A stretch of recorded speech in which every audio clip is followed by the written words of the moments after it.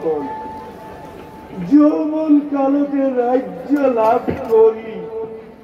কত হত কীৰ্তিও নিৰ্জন কৰি হতিৰ প্ৰাণত সুখৰ অগণি সৃষ্টি কৰি আৰু এতিয়া সেই অগ্নিয়ে মোৰ গোটেই শৰীৰ কৰিছে কি কৰো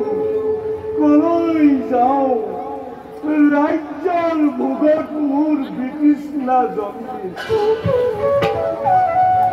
সেইবাবে মহাৰাজ চিন্তা নকৰিব ৰাজ্য ৰক্ষা কৰা যদি মহাপাপ হয় তেন্তে পুণ্য আছে ক'ত নহয় মোৰ মনত প্ৰবল চিন্তা হৈছে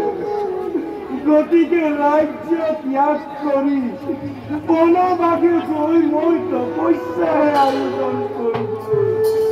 সেয়েহে মই এই অশান্তিৰ ইয়াত কিছু শান্তি পাম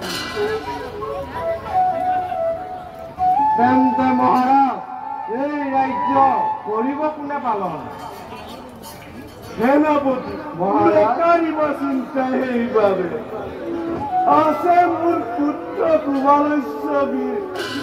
তেওঁকেই ৰাজ্যভাৰ কৰি অৰ্পণ পুত্ৰ কুমালস্যৰ হাতত ৰাজ্যভাৰ অৰ্পণ কৰাত তোমালোকৰ মতামত কি নিৰ্ভয় মনেৰে প্ৰকাশ কৰা মহাৰাজ